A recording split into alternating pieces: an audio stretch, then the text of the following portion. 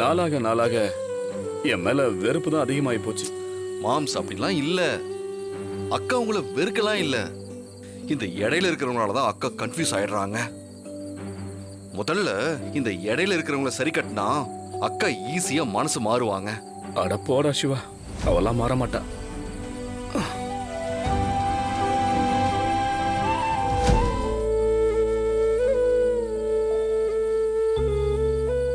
சரி, பாவை வரா. அவ முன்னாடி யாரும் எதுவும் பேச வேண்டாம்.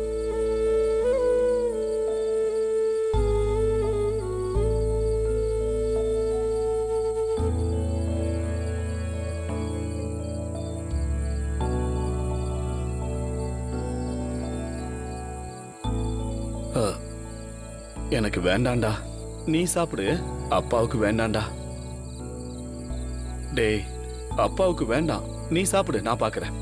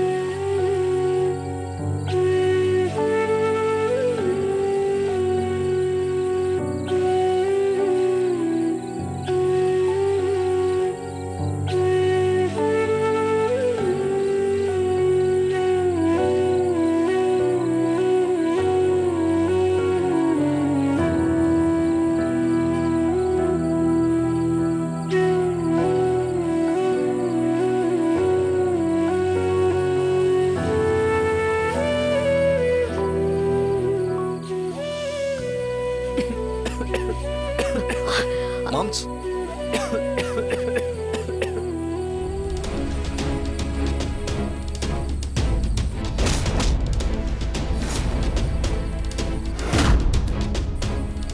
என்னங்க என்னங்க என்ன?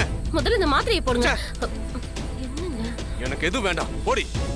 இப்படி நீங்க நடந்துக்கிறதுனால உங்க உடம்பு தான் கெட்டு போகும். டேப்லெட்டை போட்டு கொஞ்ச நேரம் தூங்கலாம்ல.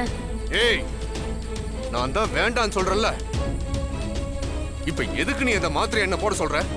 பிபி குறையறதுக்கா? இல்ல, எனக்குள்ள இருக்கிற கோபம் குறையவே கூடாது, இன்னும் இன்னும் அதிகமாகணும்.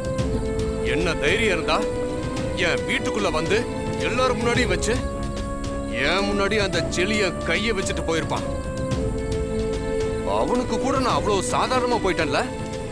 காட்டுறேன், இந்த காளியப்பன் யாருன்னு எல்லாருக்கும் காட்டுறேன். என் மேல கைய வச்சு என்ன அசிங்கப்படுத்திட்டு போன அந்த செளியனை நான் சும்மா விட மாட்டேன். ஏண்டா இவனை தொட்டோன்னு அவன் யோசிக்கணும். அவனை நான் சும்மா விட மாட்டேன். நாளைக்கு அவன் என்ன கதியாகிறான்னு பாரு. அவர் தான் கோவத்துல அப்படி நடந்துக்கிட்டாருன்னா நீங்களும் ஏன் அதை பெருசுப்படுத்துறீங்க? இதோட விட்டுருங்களேன். ஏண்டி, உன் புருஷன் மேல ஒருத்தன் கைய வச்சுட்டு போயிருக்கான், அவனை சும்மா விட சொல்றியா? இல்லங்க, அது அவங்களோட பிரச்சனை, நமக்கு அதெல்லாம் தேவையா? ஏய், எனக்கு எது தேவை தேவை இல்லைங்கிறது எனக்கு தெரியும். நீ ஒண்ணு எனக்கு சொல்லித்தர தேவையில்லை. வழக்கம் போல உன் வேலையை பார்த்துக்கிட்டு போயிட்டே இரு. என்னைக்கு நான் சொல்றதை கேட்டிருக்கீங்க? என்னமோ பண்ணுங்க, ஓடி போங்க. எனக்கு யாரும் எதுவும் சொல்லிக் கொடுக்க வேண்டிய அவசியம் இல்ல. எப்போ என்ன பண்ணணும்னு எனக்கு தெரியும். உண்மையிலேயே இப்ப நான் சந்தோஷமா இருக்கேன். அதை செலிப்ரேட் பண்றது ஒரு தப்பா? அண்ணி, என்னாலே நம்ப முடியல. எதிரியா இருந்தாலும் அவங்க கிட்ட மோதுறதுக்கு எத்திக்ஸ்னு உங்ககிட்ட ஒண்ணு இருக்கும். அண்ணன் யார் அண்ணி? உங்களோட ஹஸ்பண்ட் தானே. அவரு போய் உங்களோட எதிரி மாதிரியே நினைக்கிறீங்களே. பாவம் அண்ணன், அவரோட மனசு உடைஞ்சு போயிருக்கும். நீ சொல்றது கரெக்ட் தான் ஐலி. எதிரியா இருந்தாலும் அவங்க கிட்ட எப்படி மோதணும்னு எனக்குன்னு கொஞ்சம் எத்திக்ஸ் இருக்கு. ஆனா அதே எதிரி என்கிட்ட சவால் விட்டா இந்த இந்திராணி எந்த ரேஞ்சுக்கு வேணாலும் போவா. அதுக்கான சாம்பிள் தான் இது. என்னக்கா சவால் அது இதுன்னு யாரையோ பேசுற மாதிரி பேசுறீங்க? அப்படி அவர் என்ன பண்ணிட்டாரு? அவர் உங்க நல்லதுக்கு தானே இவ்வளவும் பண்ணிட்டு இருக்காரு. உங்க கூட சேர்ந்து வாழதான் அவர் ஆசைப்படுறாரு. அதை தவிர அவர் வேற எதுவும் தப்பு பண்ணிரலையே. எனக்கு அவர் கூட சேர்ந்து வாழ பிடிக்கலன்னு எப்பவோ சொல்லிட்டேன். அதையும் மீறி அவர் தான் இங்க இருக்காரு. ஏன் கண்ணு முன்னாடியே ஏன் சித்தப்பா மேல கை வச்சது மட்டும் இல்லாம என்கிட்டயே இங்கதான் இருப்பேன்னு ஸ்ட்ராங்கா அவர் சொன்னாருல்ல. அப்ப இனிமே அவரு இங்க இருக்கிற ஒவ்வொரு நாளும் இந்த மாதிரி ஏதாவது ஒண்ணு நடக்கும். அது அவரால மட்டும் இல்ல, யாராலையும் தடுக்க முடியாது. அப்படி அவரால இதெல்லாம் தாங்கிக்க முடியலன்னா இன்னைக்கே இப்பவே இங்க இருந்து போக சொல்லுங்க. நீ எதுக்கு இந்திரா இவங்க கிட்ட எல்லாம் போய் விளக்கம் கொடுத்துட்டு இருக்க? இது உன் வீடு. இங்க நீ உன் இஷ்டத்துக்கு என்ன வேணாலும் பண்ணலாம். உன்னை யாரு என்ன கேட்க முடியும்? இதுதான் சமயம்னு சும்மா ஏத்தி விடாதீங்க. இப்ப கூட அக்காவுக்கு கோவம் மாமா இவங்க சித்தப்பா மேல கை வச்சதுதான். அந்த அளவுக்கு அக்கா சித்தப்பாவையும் அவங்க குடும்பத்தையும் முக்கியம்னு நினைக்கிறாங்க. ஆனா நீங்க இப்படி நினைக்கல.